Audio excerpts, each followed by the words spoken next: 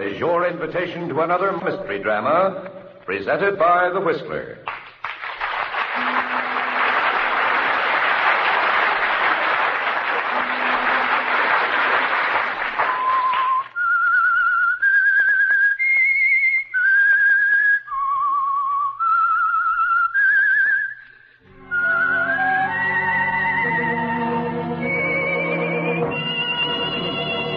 I am the Whistler, and I know many things, for I walk by night. I know many strange tales hidden in the hearts of men and women who've stepped into the shadows. Yes, I know the nameless terrors which they dare not speak. Another curious story by The Whistler. Tonight, brief pause for murder.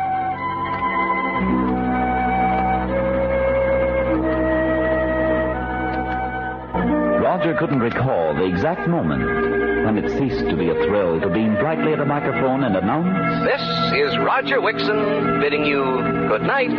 He was sure, though, that the glamour and magic of radio had gone out of his life the moment he'd married Tisha. Yes, and she'd taken a lot of other things out of his life, too. Things like pride and confidence and self-respect. And Roger couldn't recall either the precise instant he decided to kill Tisha. When the helpless, frustrated hate for her blotted out any pangs of conscience, left him frankly admitting to himself that all he wanted were the moment and the means. Of course, there was no plan in his mind on the night of the dance at the country club. No plan, just a decision.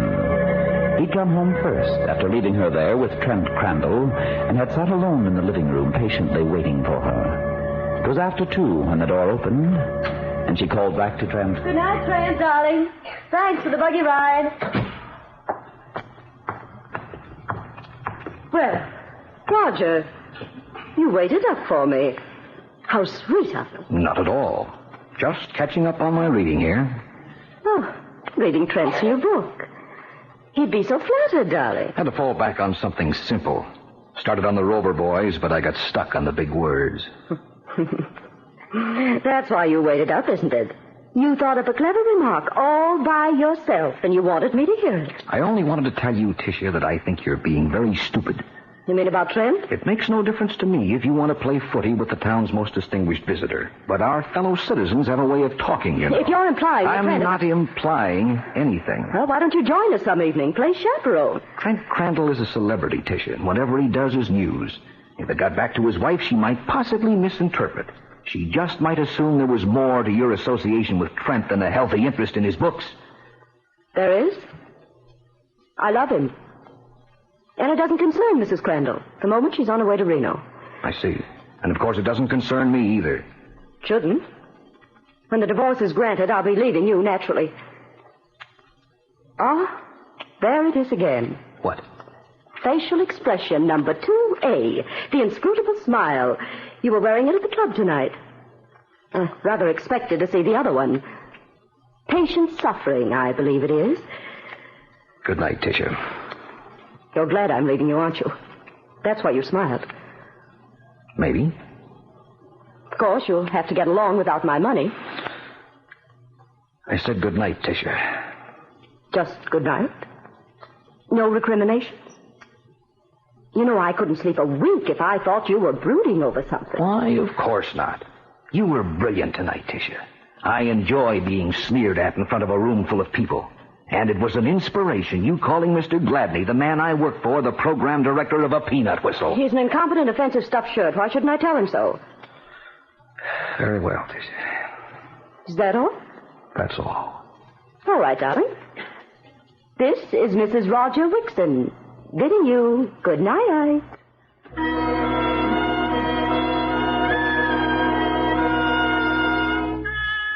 So Tisha leaves, and you sit alone in the living room thinking. You've discovered a very important thing, haven't you, Roger? The reason you've given yourself for wanting to kill her is gone. She's going to leave you of her own accord and marry Trent Crandall. But it doesn't seem to make any difference, does it? Nothing matters, not even her money. You're going to kill her because you hate her. That's all the reason you need. But how, Roger? How?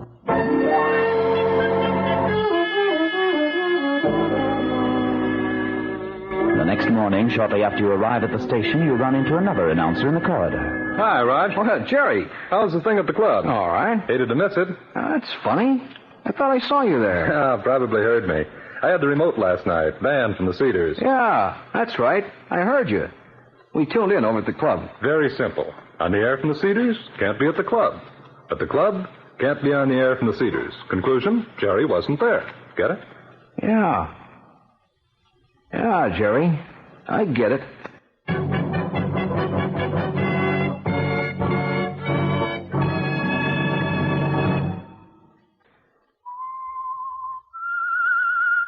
Now, back to the Whistler.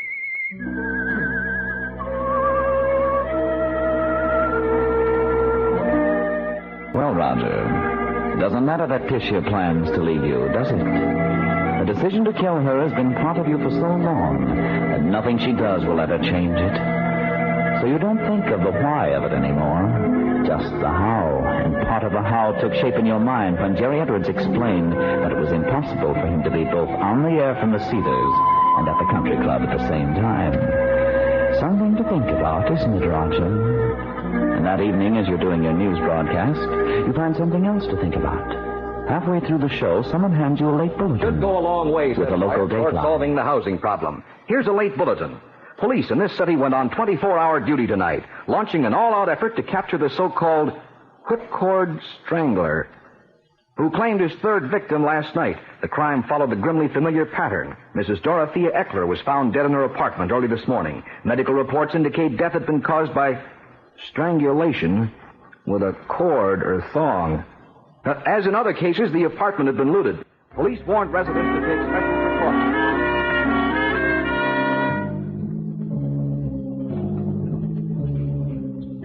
You hope your listeners will attribute that catch in your voice to revulsion at the horrible crimes. But it's something quite different, isn't it, Roger? Another part of the how. You've decided now that Tisha will die in a way that will point to the whipcord strangler as the only suspect at the very moment you are broadcasting from the studio. It'll have to be a recording, of course. So there's another big problem. How can you get one of the station engineers to play a recording of your voice at the right time and to keep his mouth shut, no matter what happens? Because a recording must always be announced as a recording. That stops you, doesn't it, Roger? For 3 more days it stops you. Then fate steps in again. Mr. Gladney, the program director, called you into his office to meet a new employee. Want you to meet a new engineer, Wixon. Vern Stevens. Hello there. Hi. Be working with you on the night shift? I've seen you somewhere before, haven't I? I don't think so. Your name is Stevens? Yeah. Stevens. Well, I've got to run along. Explain the setup to Stevens, will you, Wixon? You bet, Mr. Gladney. You know, I'd swear I've seen you somewhere before. Must have been a couple of other guys. Haven't you got a station break coming up? Yeah. Let's do it.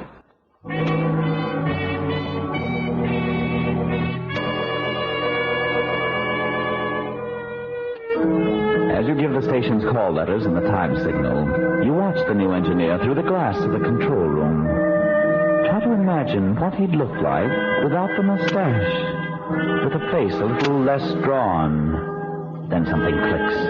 You do know him. 6 years ago at another small radio station in the Midwest. You cut off your mic, and the smooth voice of the network announcer booms from the loudspeaker over your head, introducing a program of dinner music. When you re-enter the control room, Stevens is showing elaborate interest in the dials on the instrument panel before him. Say, Stevens. Yeah? I'm sure we've met before. I don't know. There are lots of faces like mine. Not exactly like it. Huh? You just might be a guy I used to know at WSLR. I tell you, you're wrong. Will you let it go at that? Hey, cut that speaker, will you? I can't hear myself think. That's better. Look, Wixon, I'm new here. I don't want to be rude, but I've got to study this panel layout. Sure. Sorry, Stevens. I didn't mean to bother you, but you're just like a guy I used to work with at WSLR 6 years ago. Only his name was Spore. Vern Spore. My name's up there on my license. Take a look. Mm-hmm. Vern Stevens, Vern Spore. You and this guy could have been brothers. Well, okay. I guess I'll write to the boys back at WSLR and ask if they know what they... Yeah? Okay, Wixon. You win. I want to talk to you. Sure. Let me turn this thing off. You always were a pretty good guy. How about forgetting you ever knew me? Oh, I don't see why not. It's your business. You probably heard about that jam I got into right after I left WSLR. What happened? It didn't seem like anything at the time. Some smart operators were rounding up some radio equipment, transmitter parts and stuff, and selling it to stations below the border. I slipped them some old beat-up junk from the station where I was working and got caught. That was tough. A year in the clink. Had to change my name when I got out. Oh, what about the license? A friend fixed it up. I see. You won't say anything? Why should I? Oh, thanks, Wixon. Gosh, when you walked in here tonight, I'd like to die. If Gladney ever found out about my record... Sure. And listen, Wixon, if there's anything I can do... Sure, Vern. Don't worry. I'll call on you.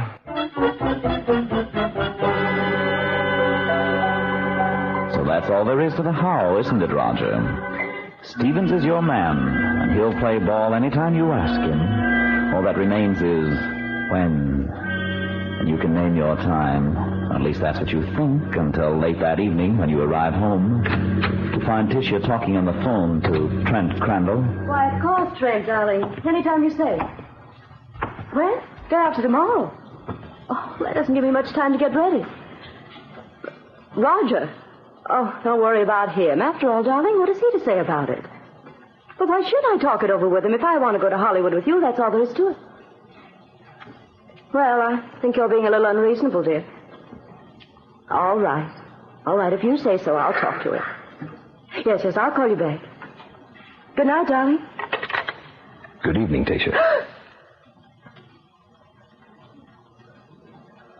When did you come in? Just now. How is the dear boy? Trent? Naturally. Quite well, thanks. Are you concerned about Trent? I seem to have good reason to be concerned about him. I'm going to Hollywood with him, if that's what you mean. Do you want to make something of it? Maybe I do. I think you might have consulted me. Suppose I told you have nothing to say. You intend to commit bigamy? What do you mean? I'm assuming you mean to marry him. After his divorce is final, of course. What about your own divorce? I'll take care of that. Don't worry. Did you ever stop to consider your grounds? You might have something to learn about divorces. You see, I happen to be the injured party, and there isn't a court in the country that would award you a divorce if I chose to contest it. Well, I might have been a little rash at that.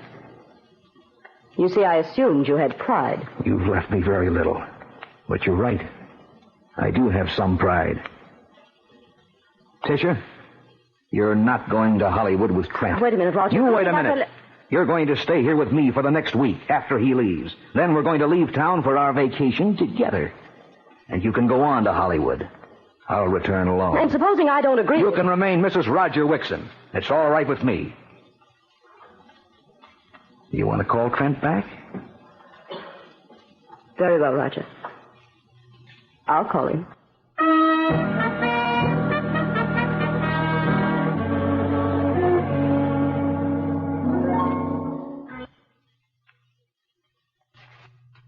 Yes, Roger. It's important that Tisha stay with you, for the moment at least, until the when is settled, of course. And a week should give you enough time, shouldn't it?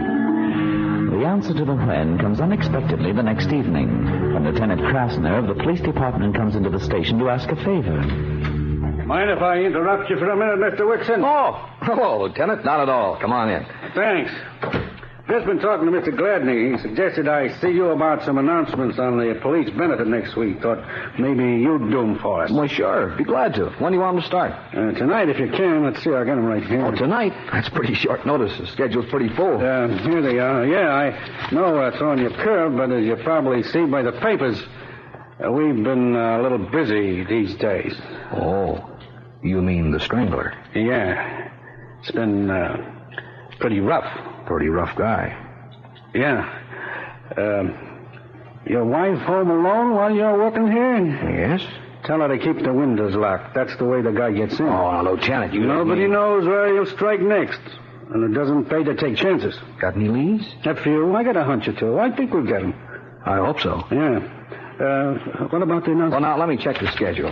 Here we are. First time we can give you is a station break at 10 tomorrow night. Is that soon enough? I guess it'll have to be. Can you do it yourself? Yes, it'll be on my shift. Thanks a lot, Wixon. I'll tell the boys at the station. We'll be listening.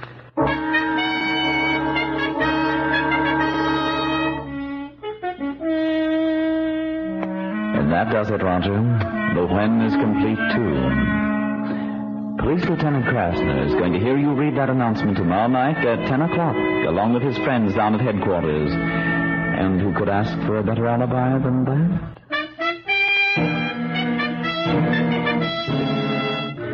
Late that night, when you and Vern Stevens are alone at the station, you walk easily into the control room.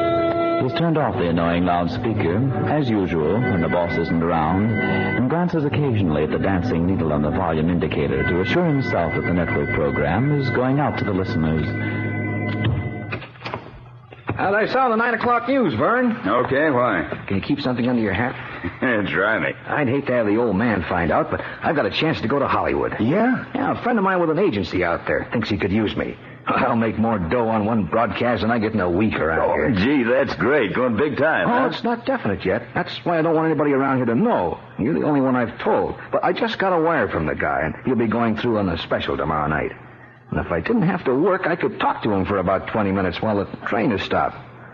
And I've got to work. Well, why not trade shifts tomorrow night with one of the other guys? Well, I'd have to say why, and I don't want anyone else to know about it, you know. Oh, won't the guy come up from the depot? You don't ask guys like that to come up from depots. Nope. Guess I'm sunk. Can't be in two places at once. Yeah.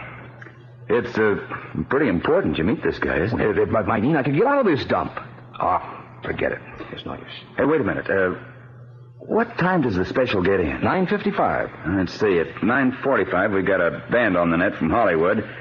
At 10, we take Murder Manor from New Yes, but York. there's a station break at 10 and that police announcement and time signal. And I'm sunk because I've got to be in front of a mic for 30 seconds. What are you talking about? Let's record it. Huh? Sure, we can do it tonight, right here in the studio. Give the call letters, the time signal, and your announcement. I'll play the record for you tomorrow night at 10. That means you can leave here at 9:45 and won't have to be back until the 10:30 break. Gives you 45 minutes. What, do you think it'd work? Why not? Well, suppose Gladney finds out I left the station. I'll get canned. How's he going to find out? We'll be alone here, and after I play the record, I'll destroy it. Vern, did anybody ever tell you you were a genius?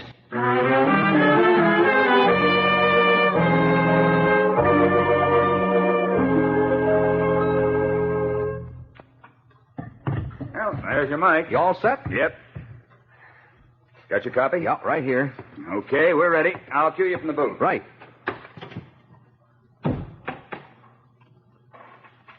This is WTUX, the voice of the Wheat Belt. It's 20 seconds before 10 p.m. Friends, here's a chance for you to show your appreciation. Cut. Hold it. What's the matter? Just got an idea. I started over and purposely make a mistake and then correct it. Mistake? Why? Simple. If you give the time wrong and then correct yourself, it'll sound more than ever like you're actually in the studio. Nobody'd ever dream it was a record. Okay, let's try it. Watch me for the cue. This is WTUX, the voice of the Wheat Belt. 20 seconds before 9 p.m. Correction, 10 p.m. Friends, here's a chance for you to show your appreciation for the men who protect your homes and loved ones 24 hours a day, year in and year out. So it's done, Roger. The record is made, ready to go. And you know you can count on Vern Stevens to come through for you. The next day is the big one, but you manage to go through your normal routine at home during the morning and early afternoon. As usual, you don't say much to Titia, only enough to discover that since Trent Crandall has left for Hollywood, she'll be home all evening, alone.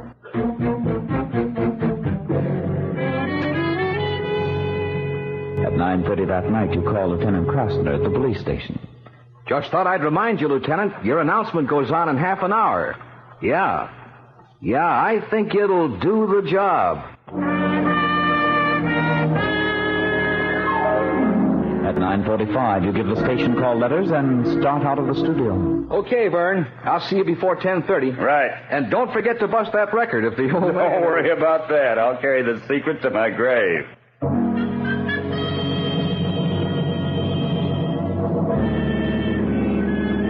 were careful to take the back streets home, keeping well within the speed limit.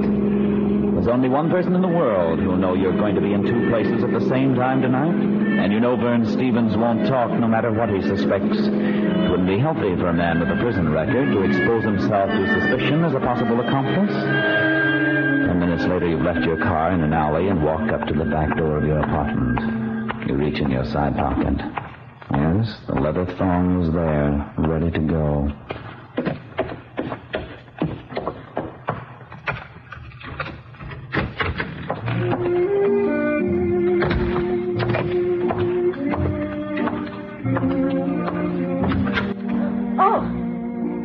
Oh, it's you. Hello, Tisha. What are you doing home so early? You scared me to death. Just thought I'd drop by and see how you were doing. I've often wondered if you missed me, Tisha, during these long, lonely evenings. Answer my question, Roger. Why aren't you at the station? What's wrong? Nothing's wrong. I just got tired, so I came home. What are you talking about? Tired, Tisha. Tired of station breaks. Tired of this dumpy little town. What's the matter with you, Roger? Why are you looking at me that way? I'm tired of you, Tisha. I'm tired of the farce you've made out of this marriage, if you can call it a marriage. Roger, you don't know what you're... Oh, what do you mean, Roger? It wasn't really a marriage, was it, Tisha? It was only a means for you, a way you could ease that frustrated black heart of yours when Trent Crantle married somebody else right under your nose. Roger, what are you... Yes, Tisha. I'm tired of humiliation, Please don't. of ridicule, of being used for a doormat. Get away. Plain clown for that crowd of stupid Let go of me. You didn't think of that, did you, Tisha? Never entered your head, did it? Too late now, though.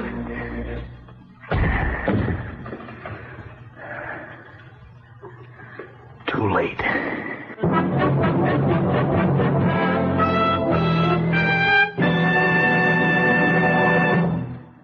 In just a moment, the Whistler will return with a strange ending to tonight's story.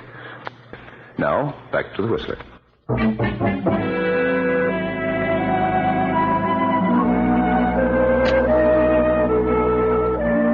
Well, Roger, it's done now, isn't it?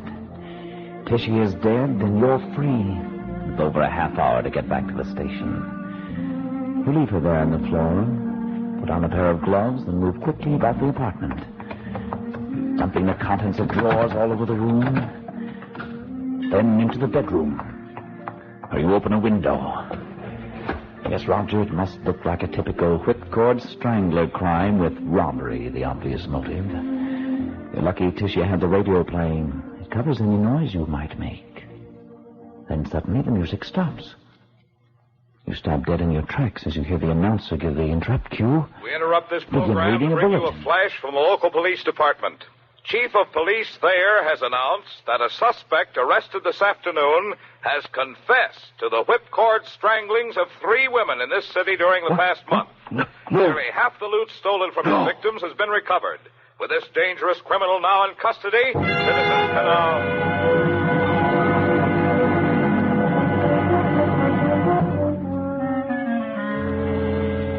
With a frantic gasp, you turn the radio down. This is something you hadn't counted on, Roger. One of your alibis is gone. The fall guy is in custody. You stare at the littered room, wondering if you have time to restore the place to order.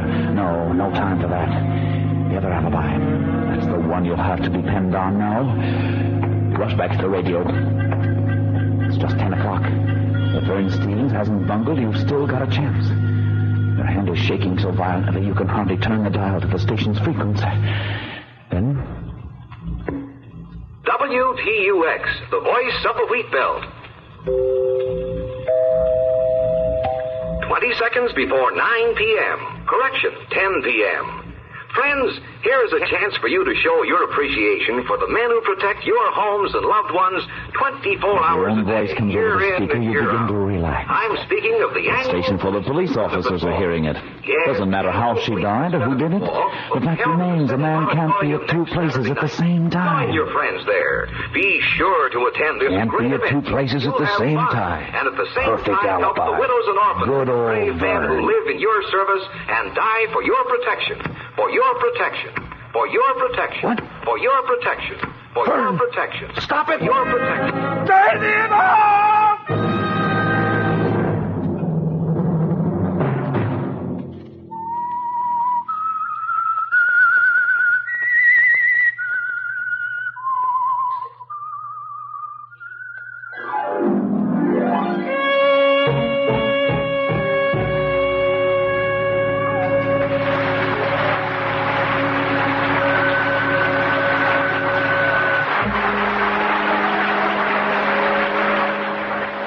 For your listening pleasure, bring you the strange tales of the Whistler on the station every Sunday night at 9:30. Next week, another exciting story by the Whistler.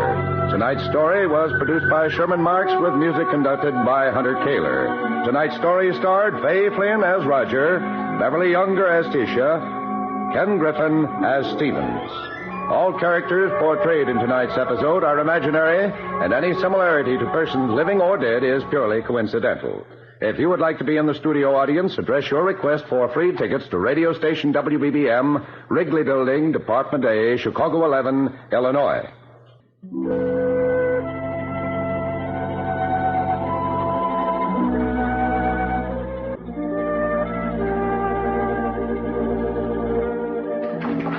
This is the WBBM Air Theater.